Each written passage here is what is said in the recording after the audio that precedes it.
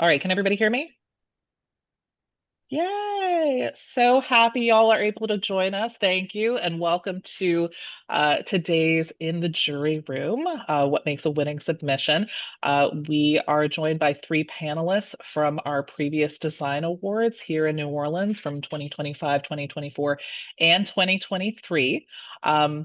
And I was just working on some tech issues with one of our panelists who is actually joining us under the AIA moniker, but he is here now. It's Todd Walker. So we really appreciate you guys jumping into this. I'm Ty Siddiqui. I'm Executive Director for AIA New Orleans. We are thrilled to have you here, especially since we're gearing up for Design Award submissions this year. Today's session is going to be about demystifying the jury process. What do jurors actually look for? What elevates a project from very cool to award worthy? And what common missteps can derail an otherwise strong submission? So, to answer those questions, we have invited our three jurors that are here from all over the country. They've sat on the other side of the table, they've debated projects late into the day, and they know exactly what makes a submission rise to the top or fall out of contention. So just real quick, I want to do some general housekeeping. All of our attendees, we're asking you guys to stay muted throughout the webinar. There is a chat feature that is at the bottom of your Zoom window. Please use that to input questions that you have as we go through the webinar.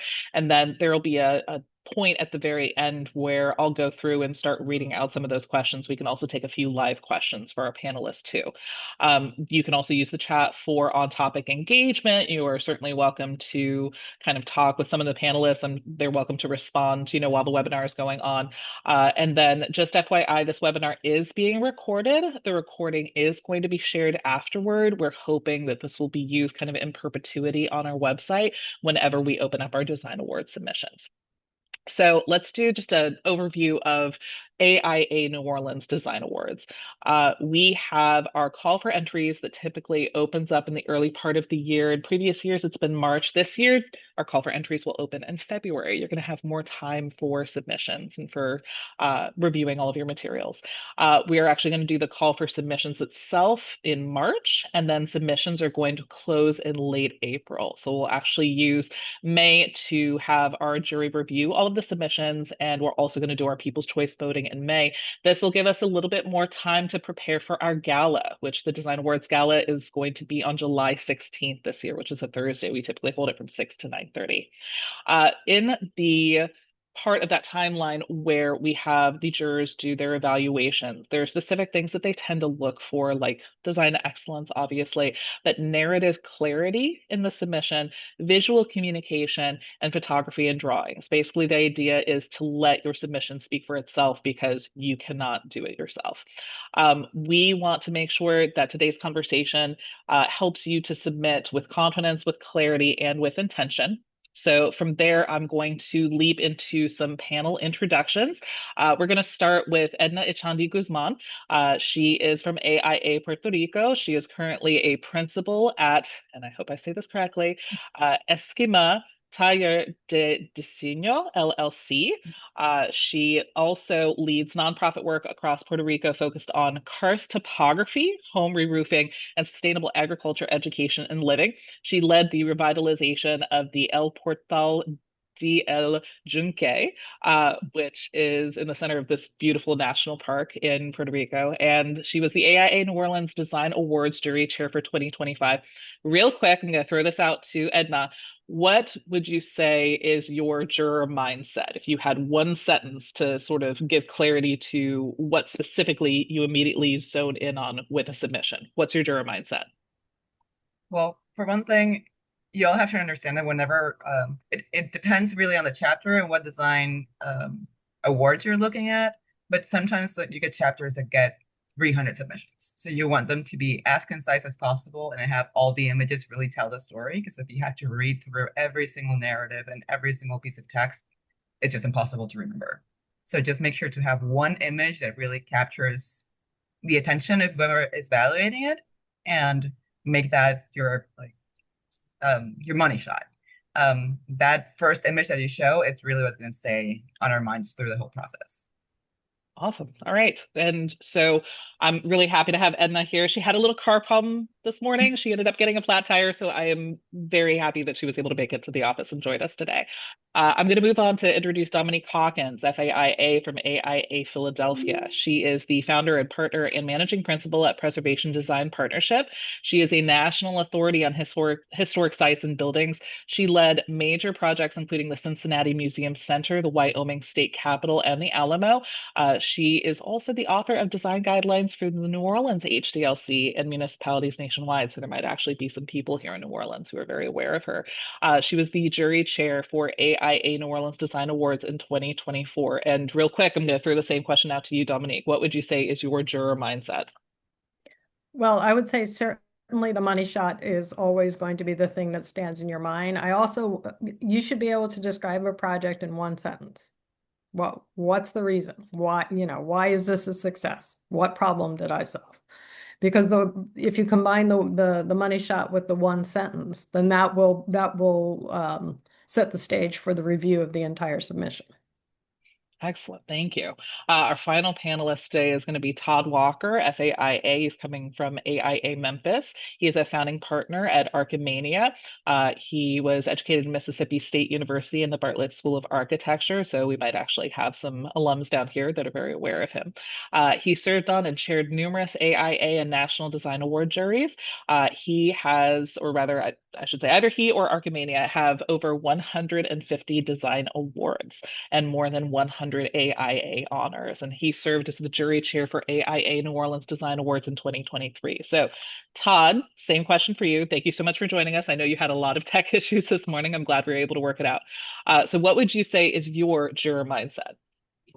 Yeah, I think the first thing for me is when I scan the projects, look for good design. And if it's a design, I hear this all the time. People submit something and they don't win, and they think the design's not good enough, and that's not the case often.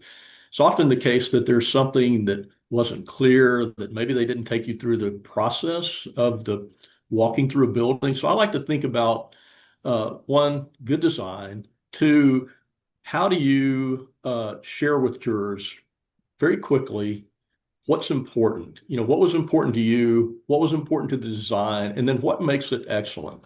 And I think, there are a number of ways that you can do that. But in this case, one thing that I think that we all key into as jurors, right? Just the information that you share with us. So just like we've heard, tell the story, be concise, and walk someone through this. So the sequence of the slides that you see are very important, and as I see it, always start with a good image and end with a good image. Okay, awesome. Well, I am glad that you guys are here to provide your perspectives. We're going to dive right into the question portion of this. So, our first question, 2025's Design Awards jury room was the only one that I had the ability to be present in, unfortunately. So, I would like to start with our 25 jury chair, Edna. Your fellow jury members came to our office on deliberation day. I remember it distinctly. Having reviewed the files that we sent to you over the course of a week, and when you sat down, you all essentially put together a list of submitted designs that caught your eyes as a first round of elimination for designs that didn't meet the award criteria you were looking for. So, can you give me some insight on what you and your jury members were attracted to that allowed you to separate some designs from the others? And that's a really long-winded way of saying, how did you organize your judging, and what was the first set of criteria that you laid out? Okay, so first of all, we already see the information prior to sitting down. So we all had at least a week to review everything. And one of the things that has come, I have been a member of the jury panel for several different chapters and even for AIA Nationals. And one of the things that helps organize everyone is like we create this massive Excel list with all the projects and all the categories, and then just ask everyone to rate the projects 1 through 5. And sort of like which one in this category is the one that you thought was that actually met the criteria. One of the things that I wanted to mention is that when you're looking, especially when you're submitting for something like AIA Nationals, it's very, very important that whatever your narrative is ties directly into AIA's guidelines for design excellence. And there's different categories within design excellence, and you can just pick one or two or three, but make sure that you highlight how your project is going to fulfill that category. So having said that, going through all the projects, sort of like rating them 1 through 5, and then sitting back with the rest of the jurors and hearing everyone's feedback. There were some projects that some of us thought definitely deserved an honor award, versus there were others within the jury panel that said that they were just simply didn't meet the requirements. And so that's when the little back and forth comes in, and the whole discussion of like, why do you think it meets the requirements and why it doesn't? But I think one of the very first things that really pops in your mind, like when you see these images, is it well thought out? Does it actually accomplish what it was meant out to do? And is the narrative that we're being told actually match what the images that we're seeing, and how these two things complement each other? Another thing that we also do right off the bat is go through all of them and see if there's anything that would disqualify the entry. For example, if you left an image that had the company's name on it, the firm's name, or it had something that was simply not allowed, or was there's usually formats, very specific formats that you're supposed to comply with, or whenever you put in your submissions. So if it's not following that format, if you have too many images, if you have too little images, if you have things that were not supposed to be in there, then you're automatically disqualified or moved on to be discussed a later round. So one of the things that you mentioned there that I thought was interesting, if you happen to work at a large firm and say you have somebody who is working on the narrative throughout the submission slides, and then you have a completely different staff person who is honing and putting together all of the images that you've received from the photographer, you really want to have a final person who is marrying those images with the narrative, because if you've got images that aren't matching the story that you're telling, it is discombobulating, it sounds like. Yes, it definitely is. Because Okay. if you're going to be reading something, whatever you're looking at has to be in line with what it is that you're reading. Also, one of the things, and this I found very interesting when I was doing or participating in AIA Nationals, is that one of the requirements for them is that all the images have to have people. And that Really? is not something that we think about very often, but one of the things that they wanted to look at was like actually see the space being used. So it's not just coming in and putting furniture, it's also like showing how the space is sorry, my Spanish and English right now are not very in sync.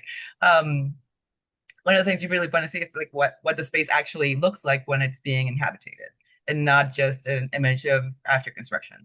Another thing is like if you're talking about lush landscape and how landscape design and nature within the building informs your design, make sure that your plants are grown in. Wait for the plants to grow before you actually submit them. If you're talking about landscape and I see these tiny little trees that are only like 2 feet high, then it doesn't really match with the image that you're trying to present. So you should wait till the right moment to actually get those right photographs. And I know that becomes a little tricky because usually you have a certain number of years after the project was completed to be able to submit them to a design award. But just be very, very mindful of how you're presenting your narrative and that image to ensure that it actually makes sense and they do go together. So to answer to sort of you know pile on that with regards to AIA New Orleans, our time frame is 5 years. So from date of completion, we allow the submission of any design that's been completed within the past 5 years. Once you hit that 6 year mark, which we've slightly changed the start date for that is January now at the beginning of the year. So 5 years in January, if you hit your 6th year, that project is no longer eligible to submit. And I'm really glad that you brought up that bit about AIA National, that all the pictures have to include people, because I'm sure, we have had people who have submitted for AIA New Orleans, AIA Louisiana, and then also AIA National. One of our local firms won a national award last year. So that is very handy to know, because I'm sure that people don't want to redo their photographs just for, something as simple as having people in it. So good tip. Yeah, Everybody should have people in their pictures when you're submitting for AIA New Orleans, so you don't have to redo pictures for AIA National. Thank you for that. exactly. I want to pose the same question to Dominique as well. When you guys all assemble in your jury room, what was the first set of criteria that you used to do like a first round of elimination so that you have a smaller pool to actually discuss with people? So first of all, I would say as somebody who has also been on AIA National, the Excel spreadsheet is your friend here. So what I did was I assembled not only a diverse group of people, but people who I know would do the work before we showed up in the room. So distributed all the information to everybody, and again, it was a ranking of 1 to 5, and that may be AIA National standards, I don't recall. And then we looked at the numbers, and anything that was below a 3, we eliminated. We didn't discuss because I valued the fact that everyone had done their homework, And if we had some that were 3 to 5, those were the likely winners of that category. So there was no point in going below that. So we focused on looking at the top entries from each category, and really having discussions about them. And they were, because of the diversity of the people in the room, meaning the colleagues, people came at it with very different viewpoints. And what I found interesting is projects that I had been dismissive of, meaning personally, I did not feel that the story was being well told. Others were so passionate about it that they actually won awards. So it's not about any one person winning, it's really about having the conversation. So clarity is key, and clarity of message in words and in diagrams and in drawings. I mean, it can also be drawings. I think really allow that story to be told and conveyed in a way that resonates with different individuals in the room. But the clarity of it is very important. And there was one project that we saw that had lots of people in it. Everyone was excited about that project. So it I sounds won't like name names, but you and Edna both have kind of referred to like the national AIA national standard with regards to criteria. You have this Excel spreadsheet. You're ranking things 1 through 5. Edna said that anything below a 3 is tossed out. I'm assuming that you did the same thing as well, tossed out 1s and 2s, and just evaluated and discussed the 3 to 5 with the other jury members. Do you use that same set of criteria that Edna was talking about as well? You're looking to make sure that it fits the category, that the oh, pictures and the narrative go yeah, together. and one of the frustrating things is we felt like some projects didn't fit the category. Mhm. And that was really challenging, because if you think about all the peer projects, all the other ones submitted in that category, if they match the criteria really well, even a really good design couldn't be considered against those that really sort of were locked into what that category was. And part of it is it a question of the categories, or is it a question of the submission and where it was placed? So And Dominique, we it sounds raised that like it question. sounds like AIA Philadelphia like goes hardcore and is like, you don't meet the category, you're out. We're not even considering you. Yeah. So that's we have a question specifically related to categories that we'll get into later, but I feel like that's an important detail to point out. Todd, what about you for 2023 when you guys were evaluating AIA New Orleans? Did you use that same set of national criteria where you ranked 1 through 5 and then immediately that was an Yeah. elimination round for anybody under 3? Yeah, we did. And I would mirror much of what Dominique and Edna said. So what I would say is just a continuation of what we started earlier. You know, I think our group really looked a lot at context and looked at sort of the value proposition of a project. So trying to understand, clearly you hear often, one is a project that's a very low budget win over a project with a very large budget, or one is a big project win over a small, whatever the case. And I think that we tried to look at it in the context of what sort of value did it bring to maybe a community, or how did it improve the context? And breaking all those down, I pulled, or one of the projects that you sent me, Ty, was one that won. It It was was an honor award.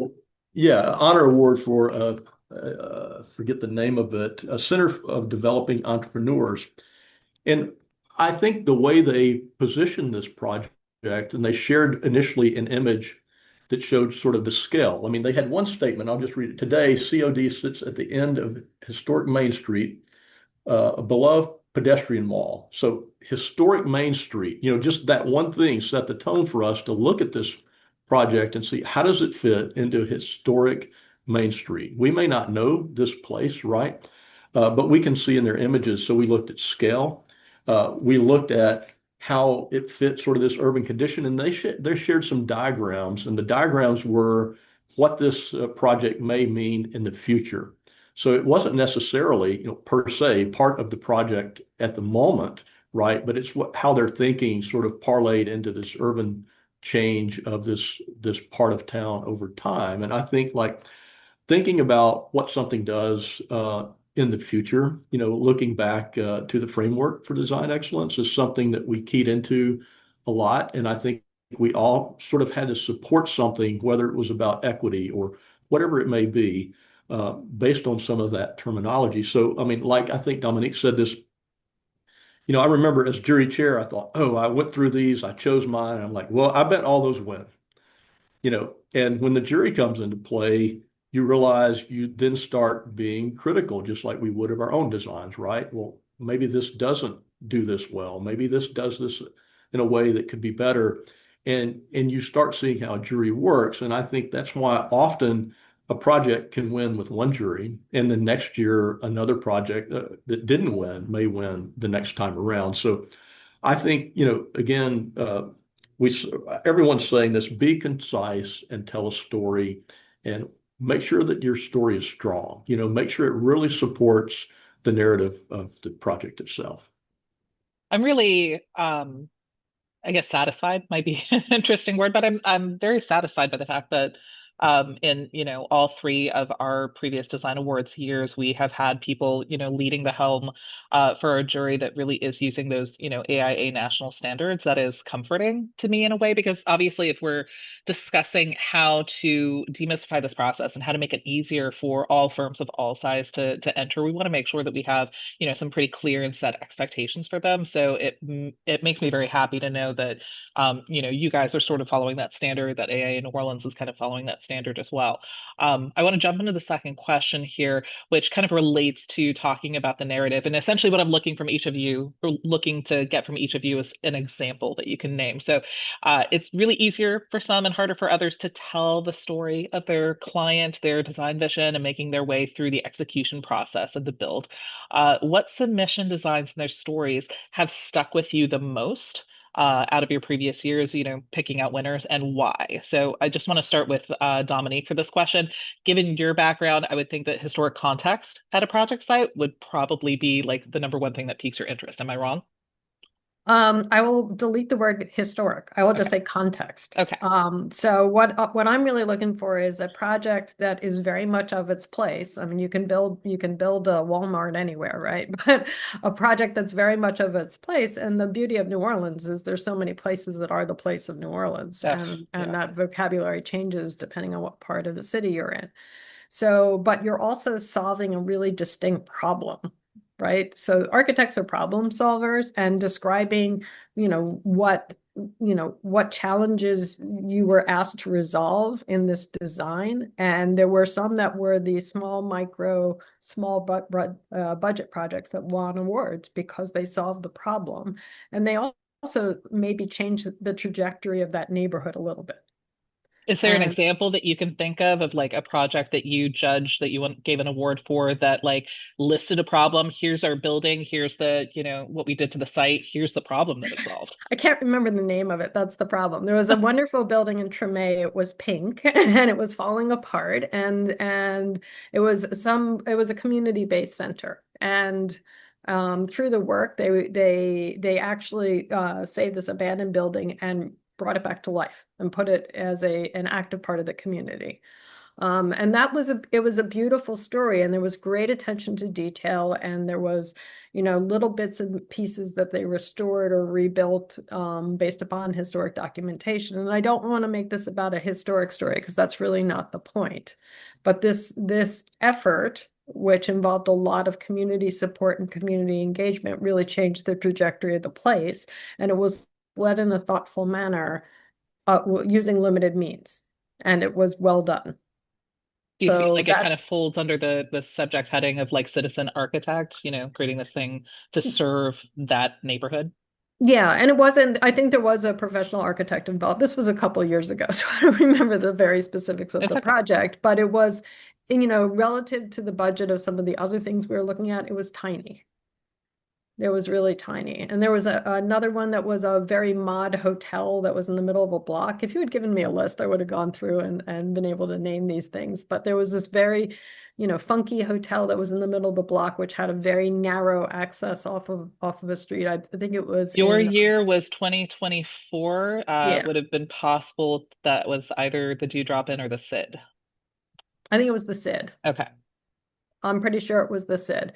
So it had a very narrow access point from a street, but created this wonderful oasis once you got past it. And it had nothing to do with preservation. Yeah. So We've actually done a tour of that site. Yes, there's a covered walkway that takes you yes, from the that's street, it. basically in this alley between two buildings, and then it opens up into this lush courtyard with pools and all of that stuff. Yeah, this is pretty remarkable. That is actually the design that won the national award last year. Fantastic. So AIA National agreed with you, Dominique. Well, I'm so glad.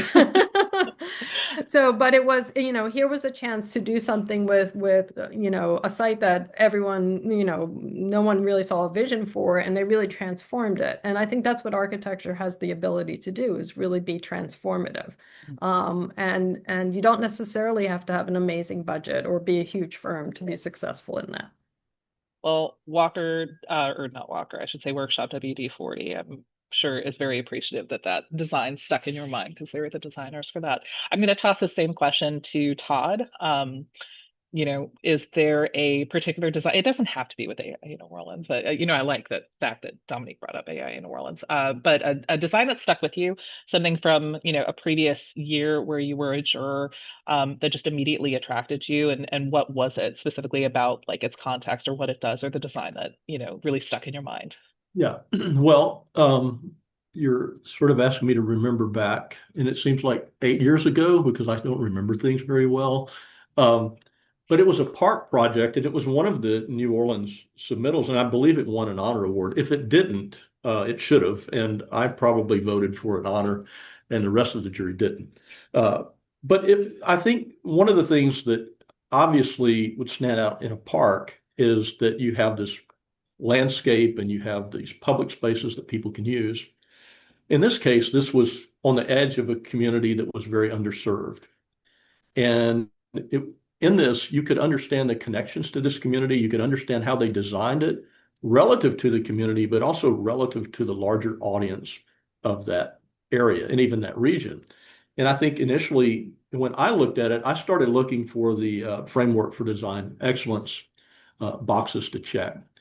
And I went through it and literally checked every box. And, I really got into the project. And when I was there and after the awards, I went by the next day and, visited the project and even liked it more than the photography that we saw. And, that's not always the case. I mean, I think sometimes you can see things in these images and you sort of have this mindset as a juror, right? You can make what you want to make out of it, but when you go see it in real life, you can't. And I just think that one for me really exemplified like the parallel between the real built uh, product and the real submittal.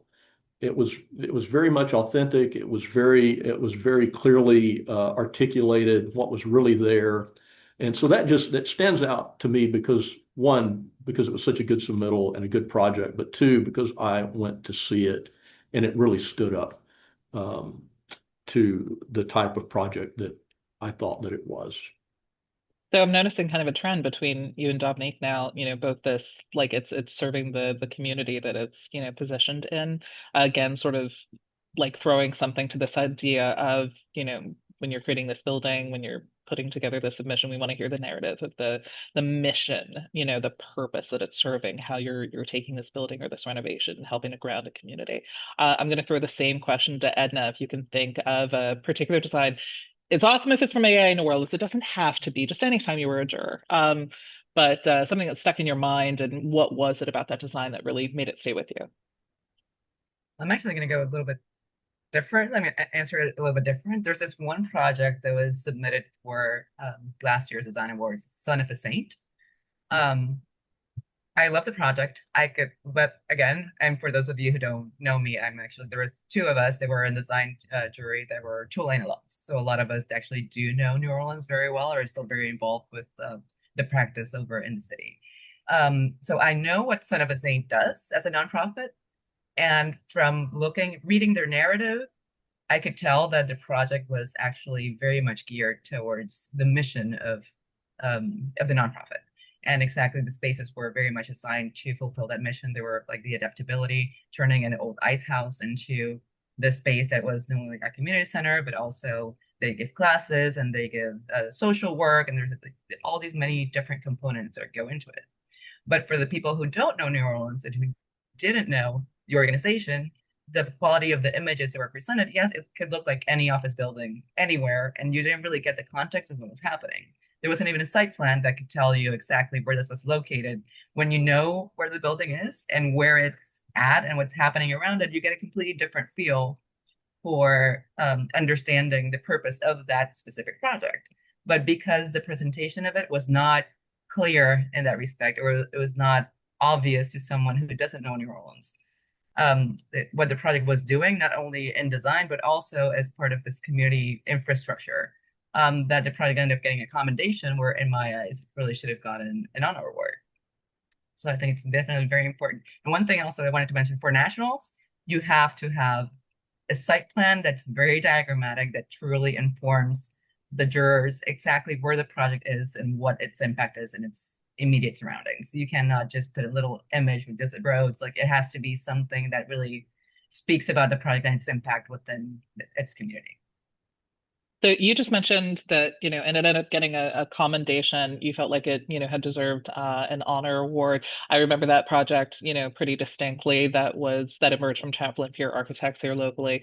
And it seems like, I think Todd, or no, it was Dominique that also mentioned that, like she came into the room with idea of, what something should receive, and was sort of convinced by fellow jurors to see like other aspects of it that were maybe more award worthy. So I think that's kind of like an interesting tell, like the jury process. This is sort of where the jury process comes in, and why it's so important to have a jury of a certain size that's really deliberating this, because there are people that can kind of move you to change your mind on that. Son of a Saint was put up for several years before it won its commendation award. So it's again interesting to see people look at different things like throughout the different years. This is going to be a really quick question, and we're going to launch into looking at specific projects. So, is there wrong photography or images that are just uninspiring, that don't include what you want to see? And what advice would you give submitters about their choice in photographer? Let's start with Todd. Yes, the answer is yes. All caps, bold. So I have this thing called Todd's Top 10 for making a super design award submittal. And it's a little lecture that I shared in Indiana in 2013, and I look back to find it because I haven't looked at it in a while, and I ranked my top 10. And number one is do good design work. Number two is never show a bad photograph. And I'm looking at it now, and I think that when you think about how you want, I think I said earlier, I like sort of bookending this award submittal with starting with a great image and ending with a great image. And so, I mean, often so a back of the house image, or an exterior that's just sort of not important in the sense that it it doesn't have a real purpose.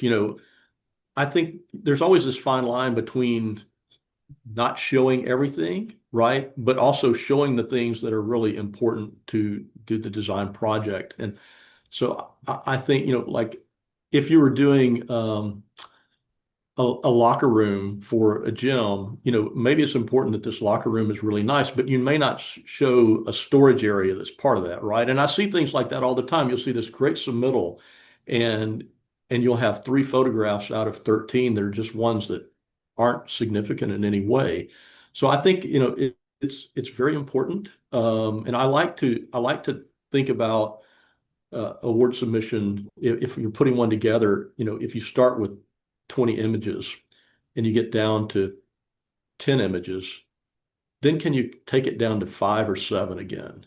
And if you can take it down to 5 or 7, that sort of sets the level of quality that you're going to share, and the way you're going to tell the story and the process. So yes, never show a bad image, but also never hide something. I mean, I think again, that's that fine line where you don't want the jury to feel like you're hiding something, right? So if there are 4 elevations that are really important and you show those exteriors, that's great. If you leave one off because it's not very well done, but it's important, that's something that you just have to deal with. So that's not something you should hide.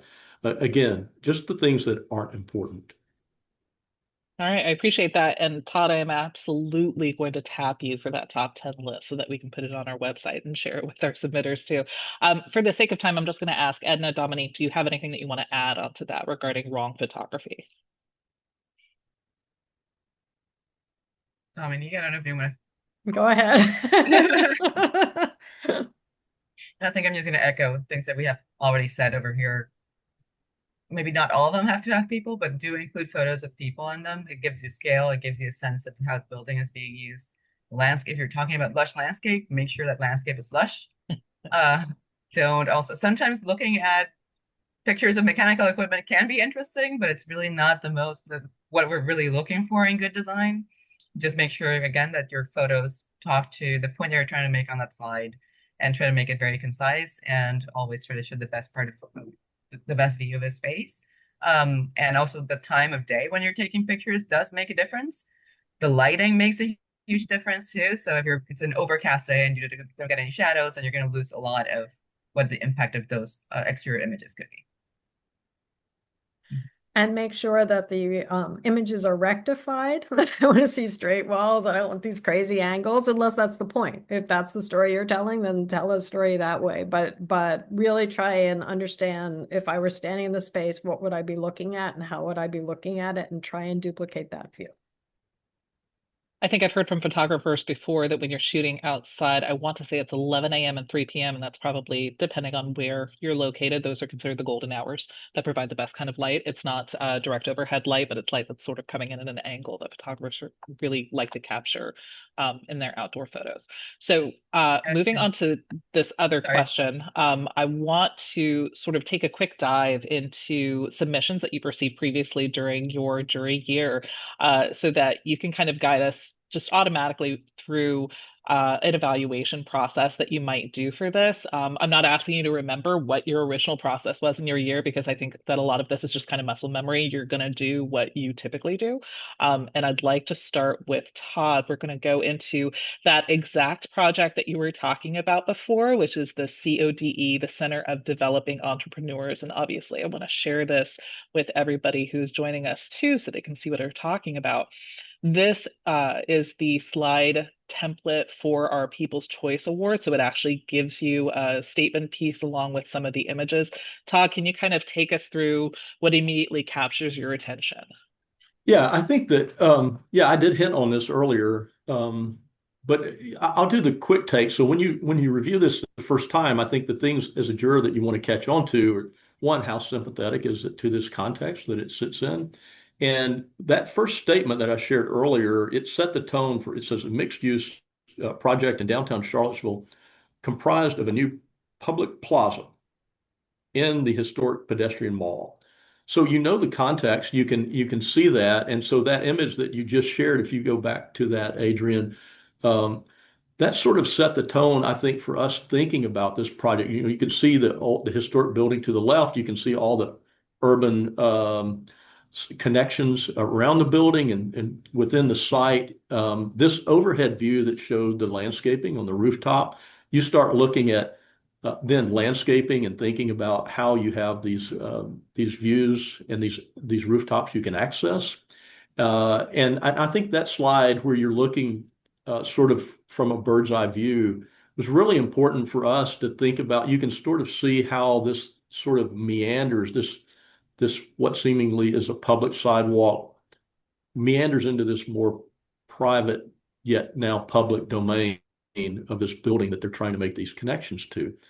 Clearly, just an interior image is nice to see, and how that has natural light, and how it seems to be a space that you would like to be in, to work in, and to use. And if you'll share that, and you can keep going. Just that again, that image with natural light makes the connections, to the exterior. Again, I think for us, we felt like actually, although very, very nice, that these interiors were almost too refined. It was like, uh, how do you want to, how do you want to use that space? And but nevertheless, it didn't take away from the project. I remember that as a comment. Again, looking at how the building scale works and the tactility, the materiality of the building, how the detail comes together, you can begin to see that. and again, the rooftops and how you can use those. The next image, yeah, I guess that's Those just. are all the images. There's like 5 major Oh, images that they submit I separately. see. Okay, I see.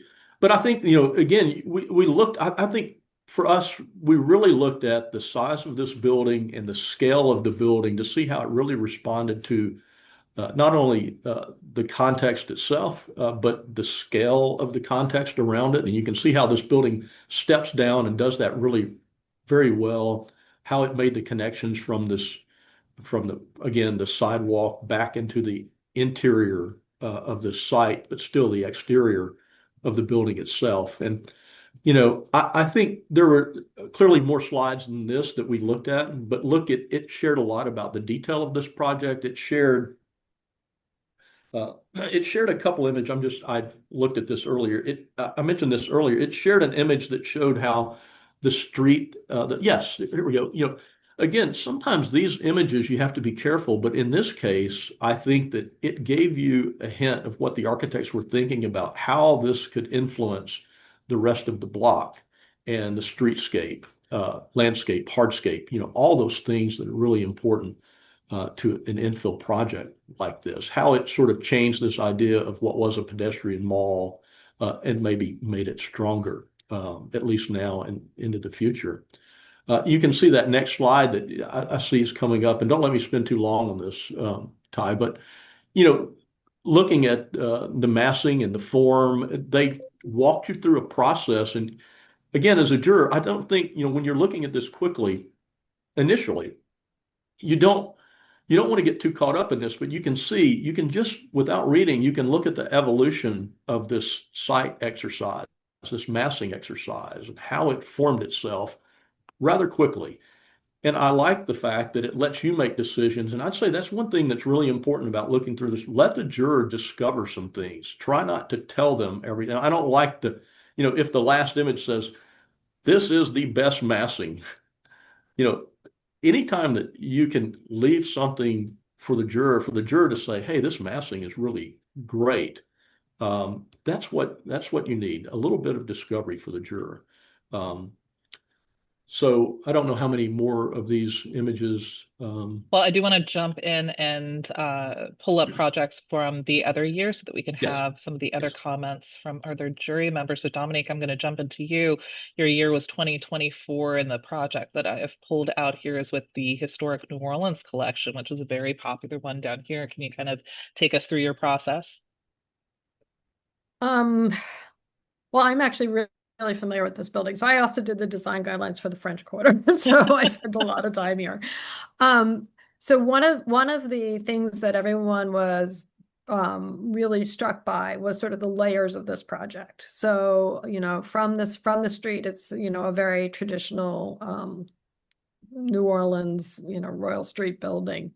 But as you went deeper into it, the it was this process of discovery. So the gentleman who's standing on the glass to the left is actually looking down into archaeology. So it was interesting to blend not only the above ground with what is below ground, and it's so rare that you get to see that. And in looking at this addition at the rear, it's clearly a modern intervention, but it's extraordinarily respectful of its context. In this case, historic context, but in a way that is clearly a different kind of an intervention, but very differential to what's going on around it. Am I in control or you're in control? And I'm then in the control. inside, Sorry, I'm just looking okay, through. and then the inside is something totally different again. And the front shop, and there were, as Todd mentioned, there were more images in the submission. Whereas the historic building is very sort of traditional kind of room arrangements. This blew up into something that was totally different, but was very had an element of craft to it in the same way, and hand touching in the same way that the historic surfaces did. So I think that was really appreciated. But also just, this opportunity for discovery. And everyone was taken by sort of the complexity of the problem and how well it was resolved. You can see this really beautiful outside image. And then this is the actual program summary, and it takes you through the slides of the submission. So this is where all of those other photos are kind of housed. And I do read every word, so spell check. That should have been a question. How important is spelling when you're judging? It's important. So this one gives you kind of a look at some of the older images and what they were working with. But it's also constraints of sight and you know, again, sort of making this magical thing happen behind this wall of the historic streetscape, which was lovely. Yeah, such a tight fit.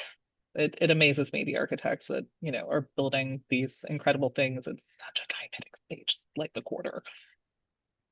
Hey, Ty, could you go back to that just number 9? I wasn't involved in this, but I want to say this because I've seen this so many times, and especially in our jury in New Orleans, there were a lot of existing buildings that had been renovated and or preserved, and many of them didn't share before images, and it was very painful. I remember a few projects were really painful, and that was clearly a great project. It was a wonderful project.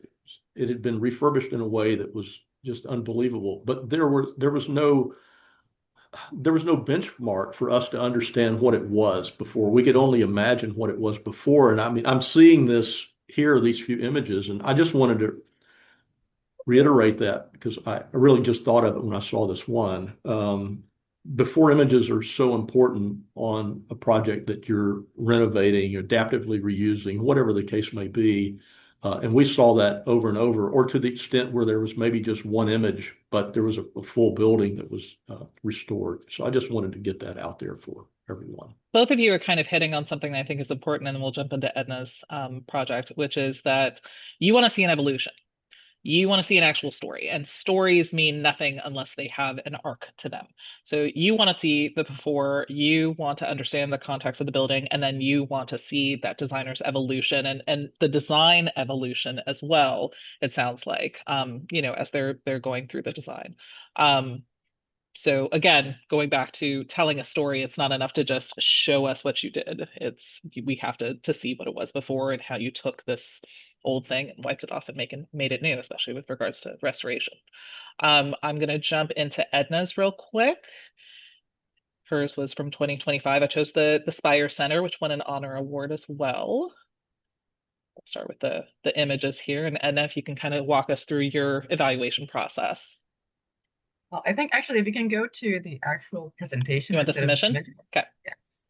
Because what I was going to say was precisely what you just said. This is an adaptive reuse, an old church that's being turned into a community center, like a wellness center. And one of the things what really struck us is precisely that transformation and that evolution from one use to the other.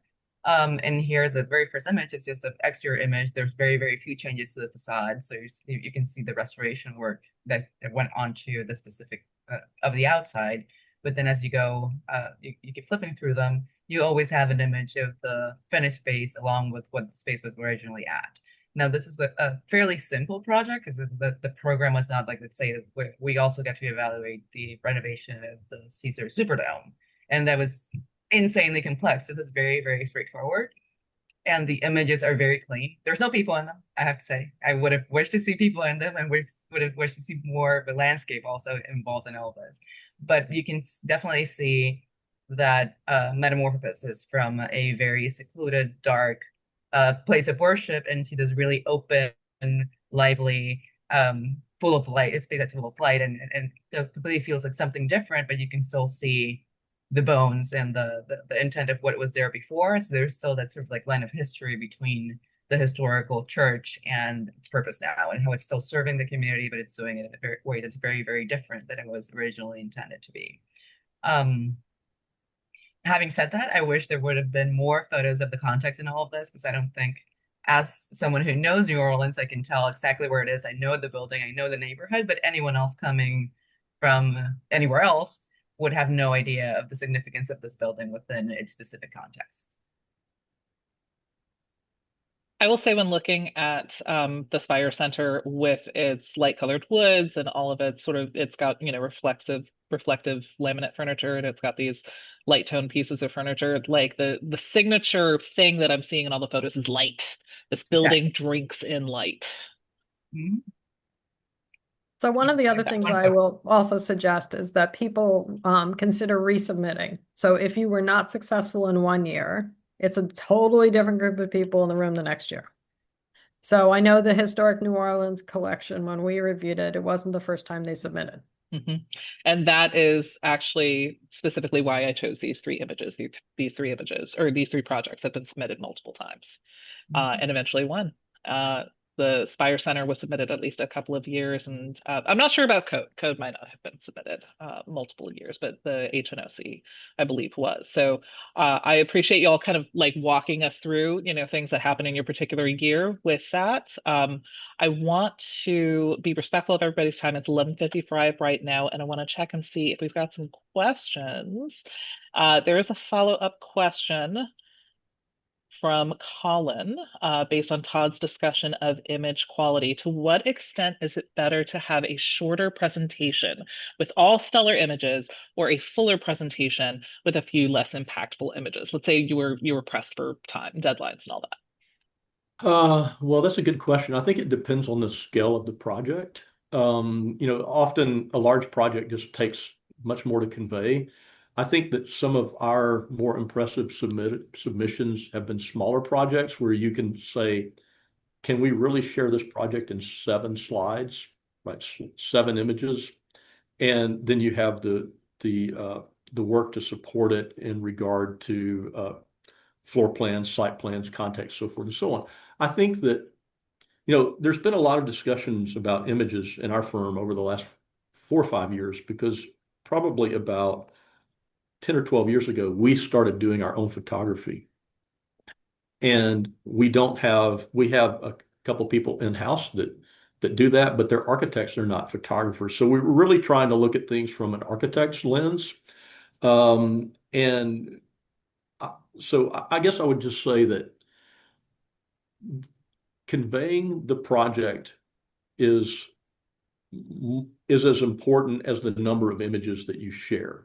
So making it concise to me means there's no reason to show 3 or 4 images that are very, very similar to each other. Pick the best image out of that group and then go on to this next sequence. So the next sequence is, how do you want to share the building? That one that you saw a few images of, the Center for Entrepreneurs, they had this sort of exterior view, this bird's eye view. It lets you get into the project, and then it lets you sort of walk in and see some interiors and walk around. So I think the sequence is important. Again, when you think about the number of images, always go down to me, I always go down to like 7 images. It's so different, especially if you have a larger project. How can you convey it in 7 images? And then if you have room to add more to that, obviously, one thing that the way people put together images now, it's not just at one time there was just one image that we could share back in the PowerPoint days, I think of, well, maybe it was before that. I'm going to go back to slides, the slides that you put in a projector, that kind of slide. You had one image, but now you can group images. And I think that that's important. It helps tell the story. It helps with the flow. But at the same time, don't get carried away and do too many images. So I would just tell you, images are very important, but the sequence is maybe more important in telling the story. And then you have to limit that based on the scale of the project itself. All right. This is the time to ask questions, y'all. If you have a question, please pop it into the chat. In the meantime, I'm going to do some quick fire questions since we are about out of time. My next question is going to be for Edna.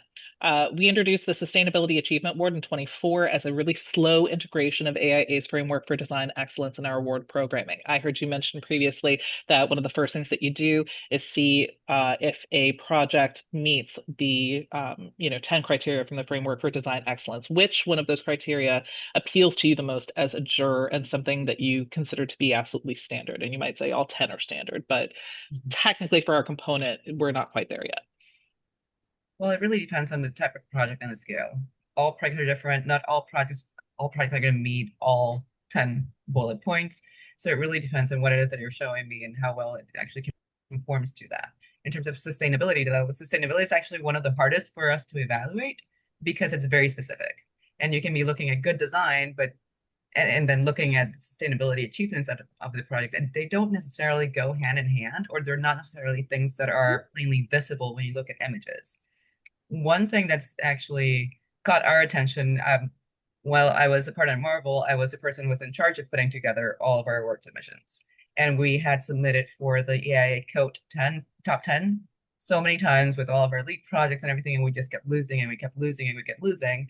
And then when one of us was a part of the jury, they realized that we were doing it all wrong. And it was all about statistics, and it was all about diagrams and creating these diagrams that truly express the intent of the sustainability features that we were talking about, instead of just having a photo of a fountain with a rainwater collection system. A diagram that was really showing you literally just a line or like where the water was going and how it's being handled, and that was all that was needed to get the point across. Also, there's tools that are provided by AIA that help you measure how your project compares to other projects in terms of sustainability, and gives you a sort of like a ranking point. And that is usually, you can get that. You can always download it from the Code 10 framework every year. And sometimes they use it, sometimes they don't use it, but I find it's a very, very valuable tool, even for while you're designing, to see how you are sort of like meeting all these requirements for all these like future submissions that you're going to have, and then how to document your work and your progress so that you can present that sort of information whenever you are going to be submitting. So we have or Marvel went through sort of storyboarding phase, and it does it at the beginning of every project, like, okay, this is what we're doing, this is what we want to really highlight, and to make sure to start documenting all those sketches and all those diagrams and all those things that can really tell so much more about your sustainable project than a single image could. I don't know if that answered your question. It does, actually. Thank you. All right, one more question. I'm going to throw it out to Dominique this time. Dominique, my question is, we have a very large swath of small firm exchange members at AIA New Orleans, and the vast majority of the people who submit for the design awards are not from small firms. What advice could you potentially give to small firm, solo entrepreneurs who want to submit for design awards, but they simply don't have the budget to have a marketer that puts together their submission materials, or a photographer that they can hire to go out and take these beautiful photos?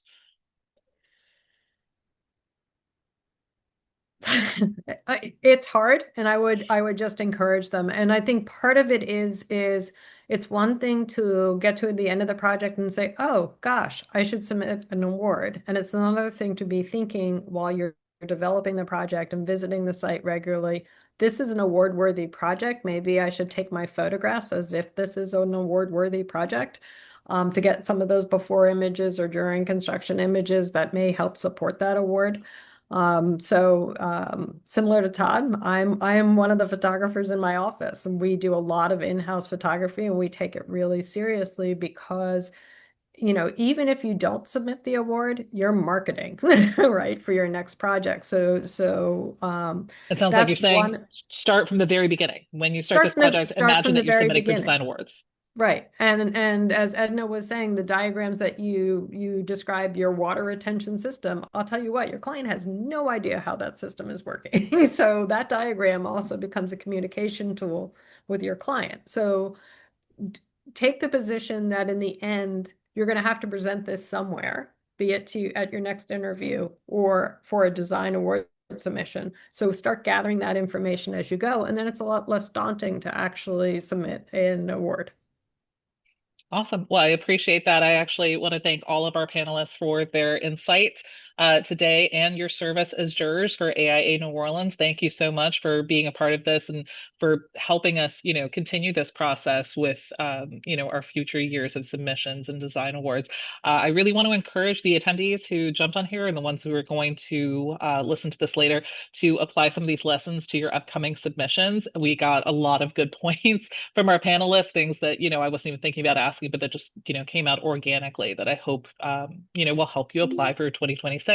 I do want to throw out a quick thank you to our sustaining sponsors who allow us to continue this kind of programming so that we could help encourage and support people who are trying to sign up for design awards. So that includes AOS Interior Environments, Centerline, City Blueprint, JLV Construction, and MLM Inc. Thank you so much for your support.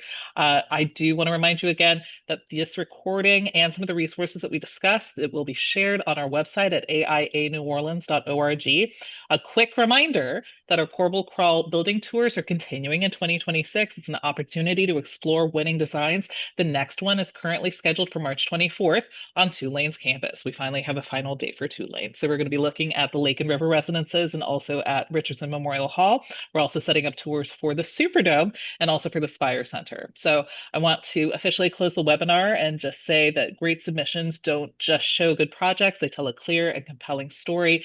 And we hope that today's webinar helps you to do that. Thank you all so much for tuning in. And thank you again to our panelists for making this an excellent webinar to help coach future design award submitters. Thanks for having us. Thank you. All right. Bye-bye.